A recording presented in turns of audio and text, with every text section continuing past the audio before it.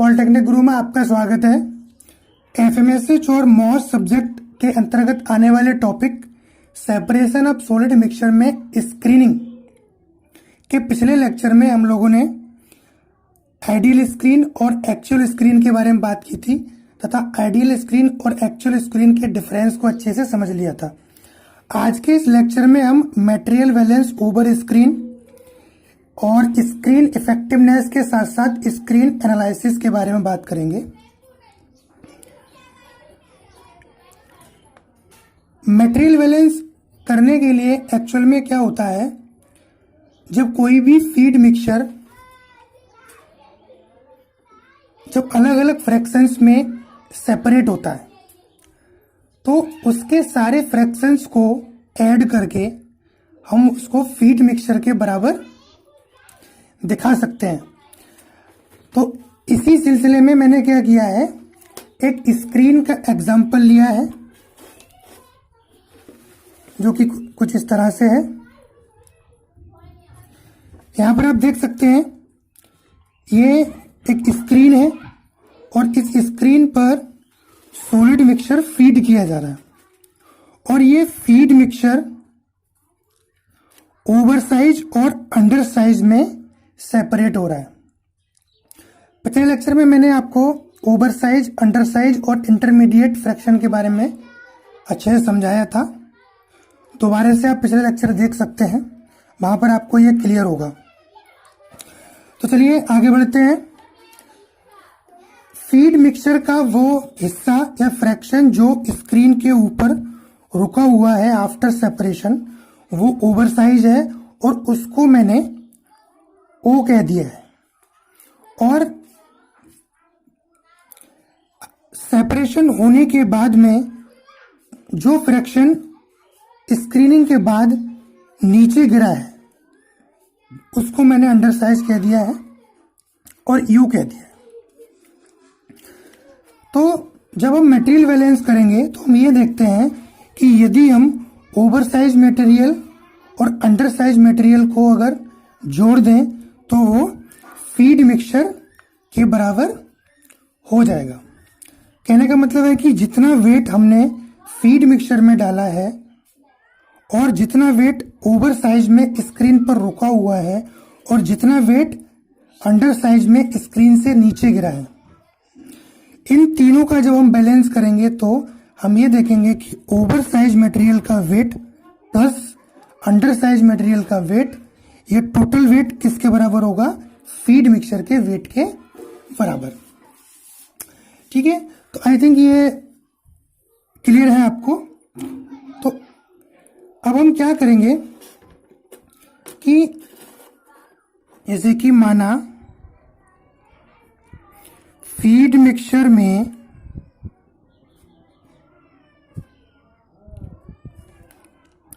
A and B material हैं।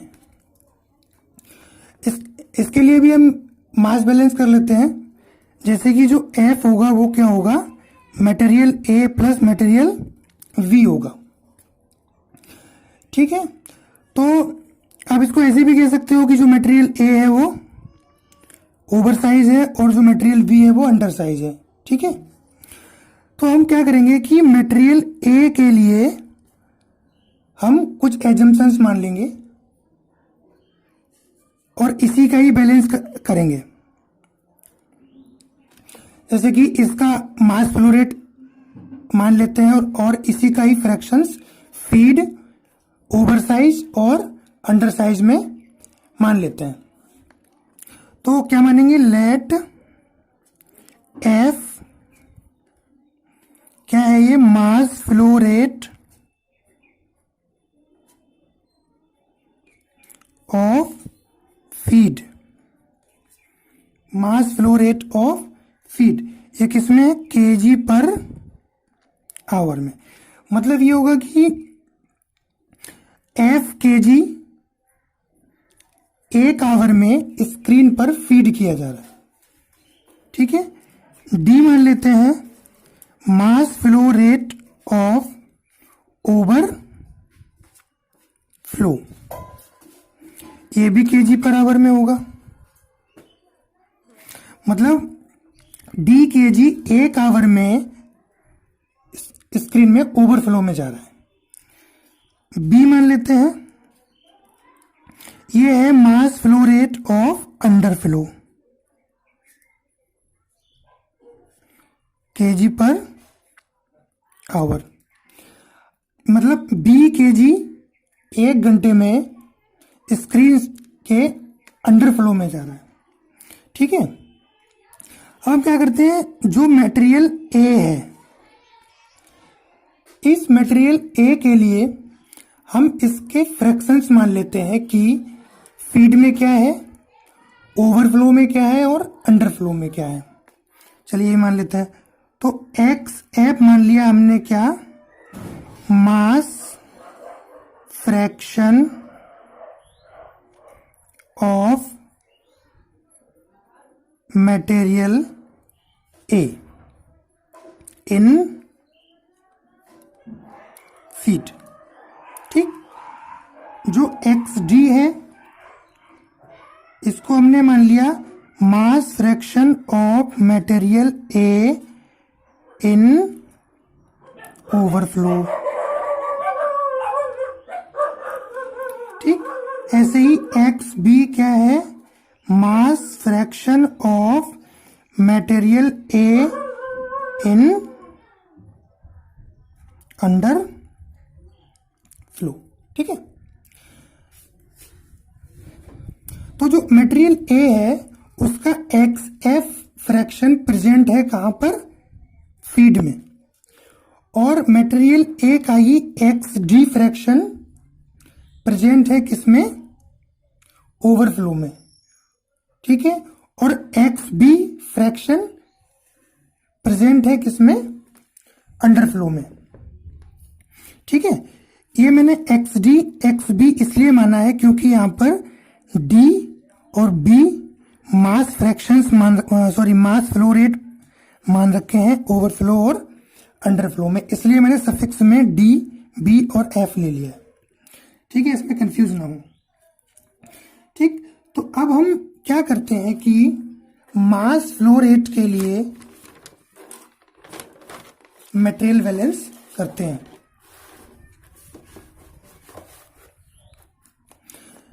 Material balance for mass flow rate. अब जो हमने मान रखा था उस हिसाब से हम इसको ले लेंगे। जैसे एफ फीड का मास फ्लो रेट था, डी ओवरफ्लो का मास फ्लो रेट था, और जो वी था ये किसका था, अंडरफ्लो का मास फ्लो रेट था। ठीक, इसको मान लीजिए इक्वेशन नंबर 1। ठीक, अब अगर हम बात करें मटेरियल की, तो मटेरियल का क्या होगा, जो जो मास फ्रैक्शंस हमने मान रखे हैं उसको वहीं पर मल्टीप्लाई कर देंगे। क्या होगा, मटेरियल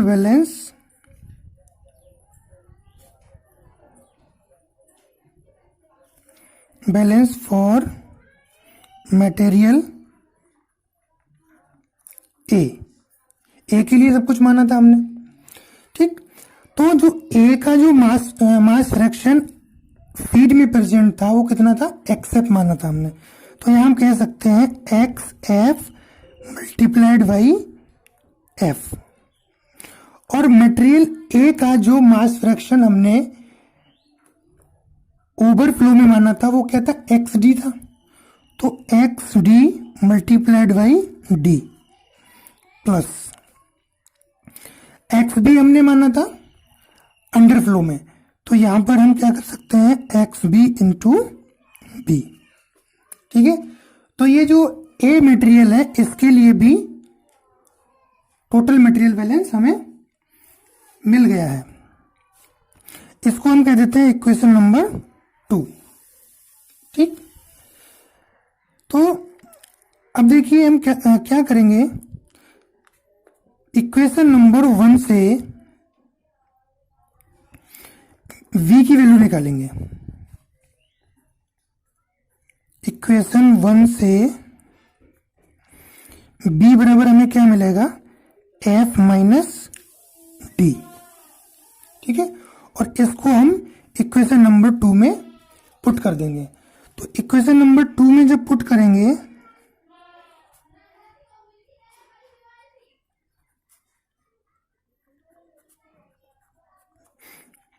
तो हमें क्या मिलेगा, X F into F equals to X D into D plus X B. अब यहां ब्रैकेट में क्या आ जाएगा, एफ माइनस डी।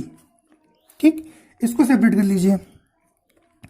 तो क्या मिलेगा, X D into D plus ये आ जाएगा X B into F minus X B into D. ठीक है, तो इसमें जो एफ वाला टर्म है वो एफ वाले के साथ ले लेंगे इधर। तो ये क्या हो जाएगा, X F into F minus X B into F equals to X D into D minus X B into D. ठीक, तो यहां से आप एफ कॉमन ले लीजिए, बचेगा क्या अंदर, X F minus X B, और इधर d कॉमन ले लीजिए, यहां बचेगा X D minus X B. ठीक, तो आप यहां से एक रेशियो निकाल सकते हैं डी वाई एफ। ठीक है, एफ को नीचे ले लीजिए और इसको इसके नीचे ले लीजिए, तो ये हो जाएगा X F minus X B upon X D minus X B. ठीक, थोड़ा सा इसको और रिड्यूस करेंगे तो जो एक्स बी का टर्म आगे ले लीजिए, कोई फर्क नहीं पड़ेगा उससे। ठीक, तो अब आपको डी वाई एफ मिला, क्या मिला, X B minus X F upon X B minus X D. ठीक, इसको कह दीजिए इक्वेशन नंबर 3। अब देखिए ये रेशियो एक्चुअल में निकला क्या है, ये रेशियो निकला है mass flow rate of overflow और mass flow rate of feed, इन दोनों का रेशियो है। ठीक है, इसका मतलब क्या मतलब हुआ कि mass flow rate of overflow and mass flow rate of feed का रेशियो। ठीक, ऐसे ही इक्वेशन नंबर 2 में हम क्या करेंगे, वहां से डी की वैल्यू निकालेंगे। इक्वेशन नंबर 2 में इक्वेशन नंबर 1 से डी की वैल्यू निकालकर पुट करेंगे। क्या है, इक्वेशन 1 से क्या मिलेगा हमें, D equals to F minus B. ठीक, हमारी इक्वेशन नंबर 2 क्या थी, X F into F equals to X D into D plus X B into B. अब यहां पर हमारे पास डी की वैल्यू है, तो ये डी हम क्या करेंगे, इसमें पुट कर देंगे। तो क्या मिलेगा हमें, X F into F equals to X D, और अंदर क्या आएगा, F minus B plus X B into B. ठीक है, इसको वही कर लीजिए, X D into F minus X D into B plus X B into B, इधर चल रहा था एक्स एफ इंटू एफ। फिर से वही करेंगे, यहाँ से जो एफ एफ वाले टर्म है वो ले लीजिए एक तरफ को, तो ये X F into F minus X D into F equal to क्या आ जाएगा, ये यहाँ से आ जाएगा minus X D into B plus X B into B. सही है, फिर से एफ कॉमन ले लीजिए, ये बचेगा x F minus X D और ये बचेगा, यहाँ से बी कॉमन ले लेंगे तो ये बचेगा आपका X B minus X D. अब मैंने जो प्लस वाला टर्म है ये इसको पहले लिख लिया है और माइनस वाला बाद में। ठीक है, तो यहाँ से बी वाई एफ निकालेंगे तो ये क्या निकलेगा आपका X F minus X D upon X B minus X D. ठीक, डी को पहले ले लो, कोई फर्क नहीं पड़ता इससे।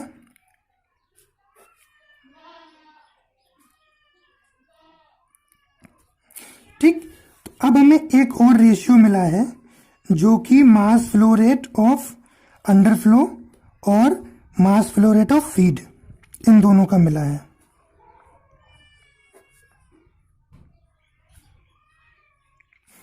ठीक, इसको हम कह देते हैं इक्वेशन नंबर 4। सही है, अब ये 4 क्या कह रही है, ये कह रही है mass flow rate of underflow and mass flow rate of feed का रेशियो, जो कि क्या होगा, देख लीजिए X D minus X F upon X D minus X F क्या होगा, मास फ्रैक्शन जो ओवरफ्लो में है उसमें से हम क्या कर रहे हैं, मास फ्रैक्शन ऑफ फीड का घटा दे रहे हैं, जो कि मटेरियल ए के लिए किया है हमने। ऐसे ही उसके अपॉन में क्या आएगा, mass fraction of overflow of material A minus mass fraction of underflow of material A.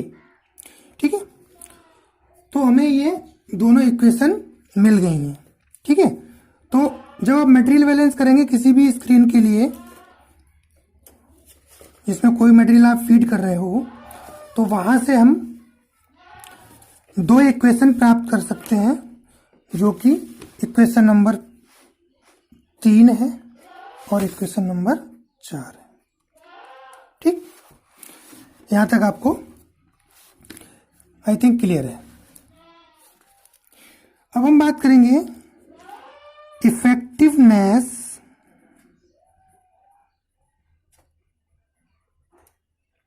Of screen.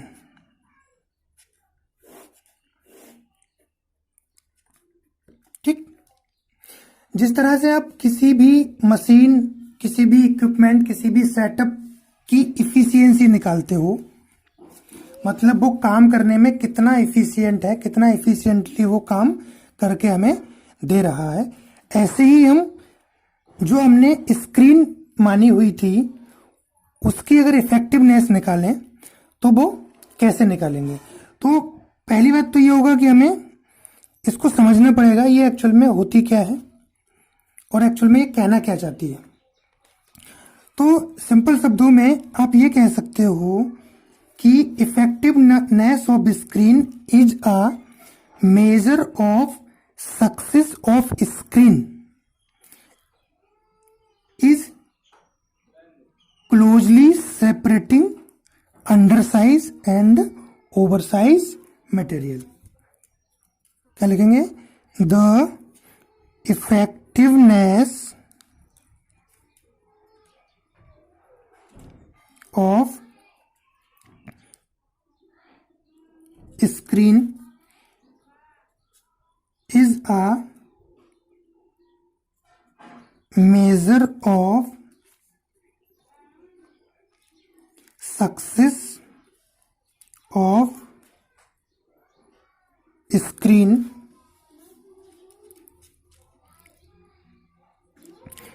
In closely separating undersize and oversize material. ठीक, इसको हिंदी में कैसे बोलेंगे? हिंदी में बोलेंगे screen effectiveness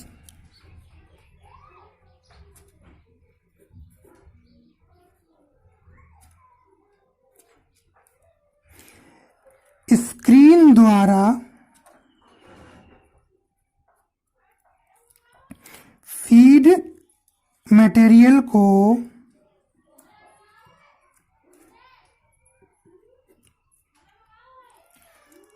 undersize and oversize material में क्लोजली सेपरेट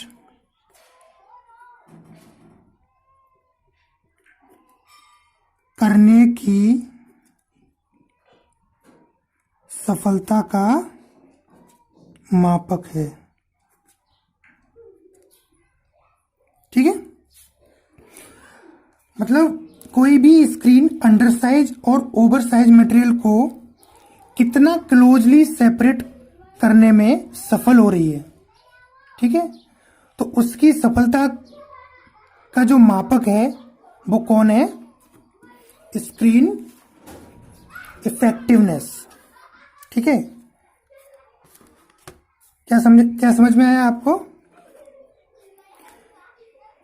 किसी भी फीड मटेरियल को अंडरसाइज और ओवरसाइज मटेरियल में क्लोजली सेपरेट करने की सफलता का मापक कौन है? Screen effectiveness. ठीक है, तो अब ये जो स्क्रीन इफेक्टिवनेस है ये ओवरसाइज मटेरियल और अंडरसाइज मटेरियल दोनों पर आधारित होती है। ठीक है,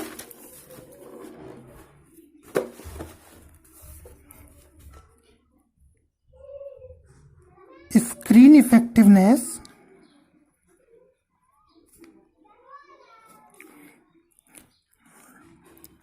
ओवरसाइज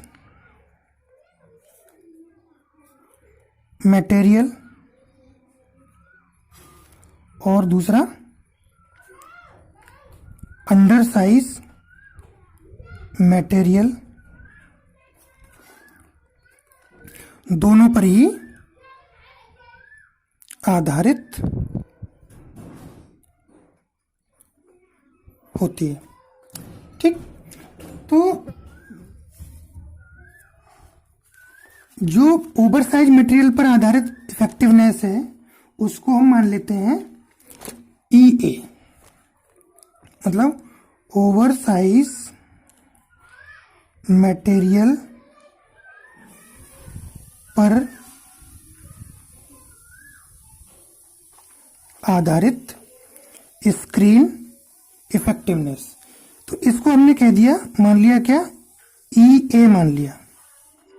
ठीक है, अब जो EA होगा ये किस किस का रेशियो होगा? ये होगा अमाउंट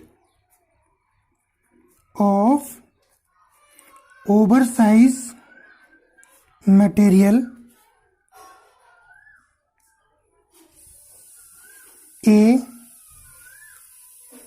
इन ओवरफ्लो। ठीक है, मतलब जो मटेरियल A है उसका कितना अमाउंट ओवरफ्लो में प्रेजेंट है। ठीक, दूसरा amount of oversize material A in feed.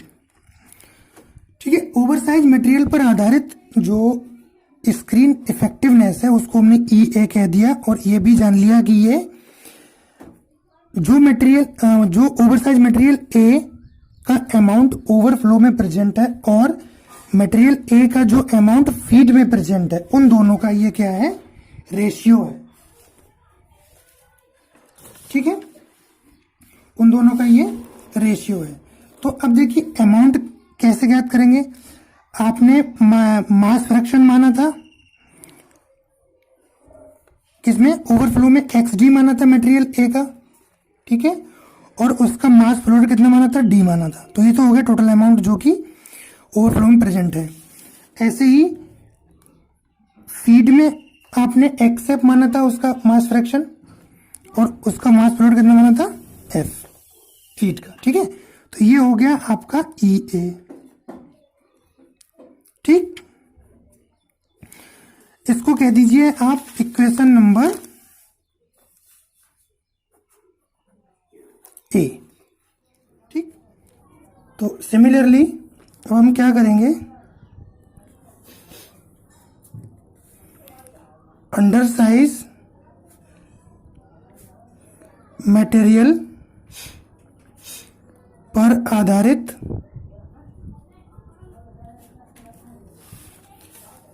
Screen effectiveness निकालेंगे, जो कि क्या हो जाएगी, मान लिया हमने EB है। ठीक है, तो जो EB होगी वो क्या होगी,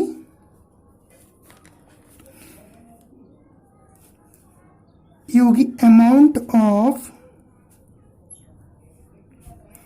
under size material B in underflow upon amount of undersize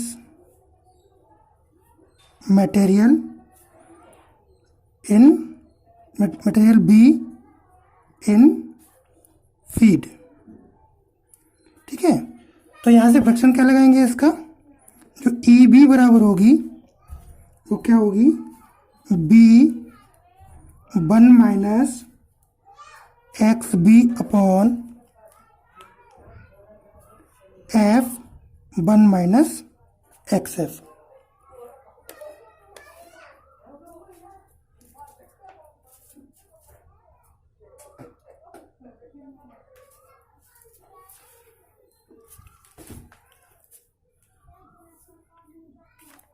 तो ये वाले दोनों टर्म कैसे थोड़े से कंफ्यूजन है, लग रहा होगा कहाँ से आ गए। तो ये एक्चुअल में क्या था, देखो हमने क्या मान रखा था, जो XF है वो क्या है, mass fraction of material A in feed, और जो XD था वो क्या था, mass fraction of material A in oversize.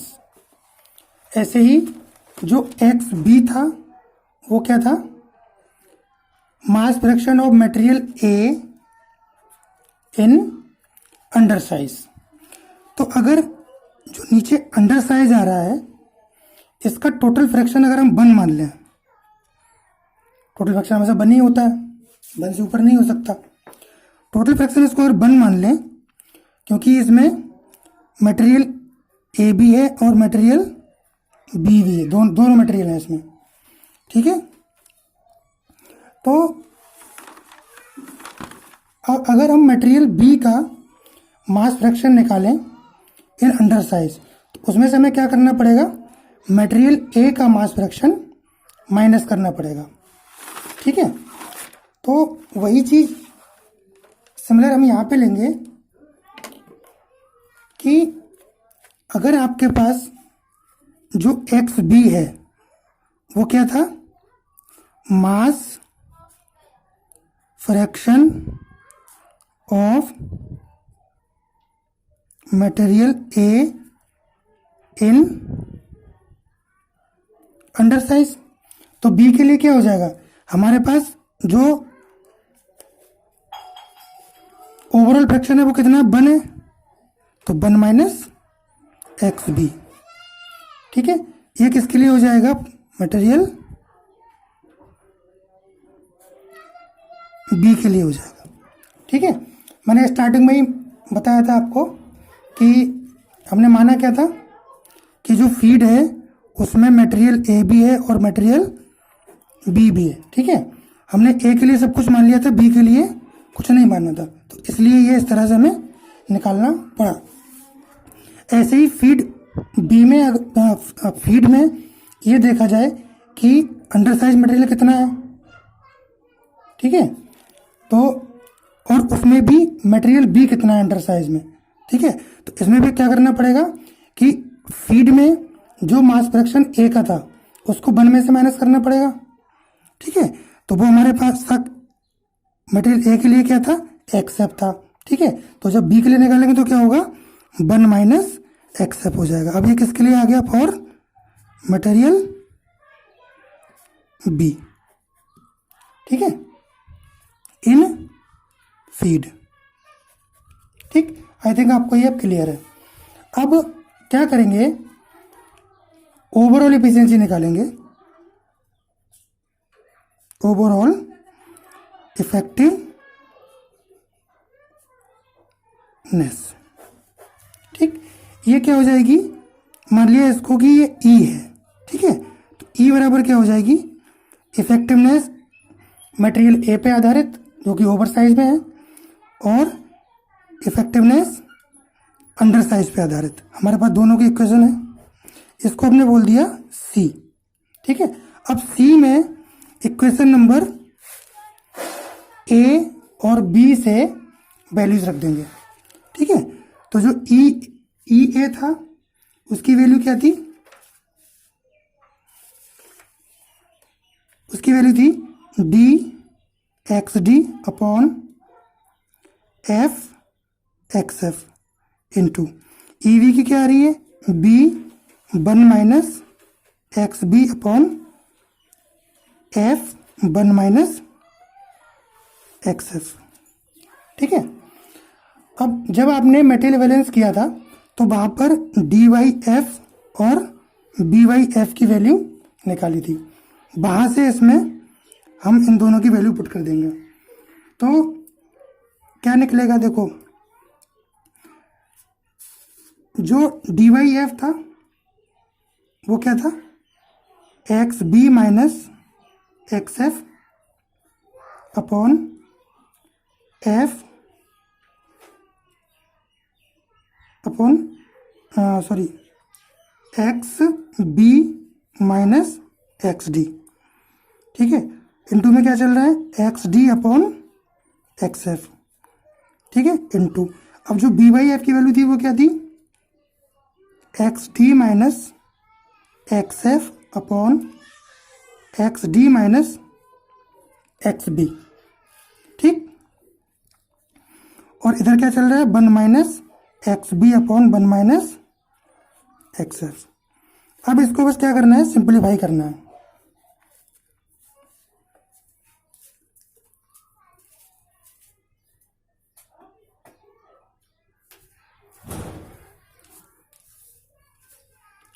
तो जब इसको सिंप्लीफाई करेंगे तो कुछ ऐसा आ जाएगा, X B minus X F X D minus X F 1 minus X B upon X B minus X D minus X B 1 minus X F into में क्या चल रहा है? X D upon X F. तो ये आपकी निकल के आ गई ओवरऑल इफेक्टिवनेस फॉर स्क्रीन। ठीक, आई थिंक आपको ये अच्छे से क्लियर है। आज के लेक्चर में इतना ही। इसकी थ्योरी मैं इसमें ऐड कर दे रहा हूँ जो आपको लिखने में थोड़ी सी सहायताप्रद होगी, तो आप देख लीजिए। ये मटेरियल बैलेंस के लिए है,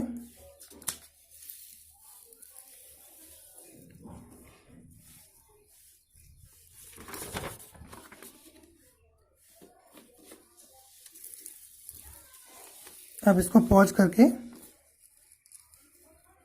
लिखते रहना अच्छे से।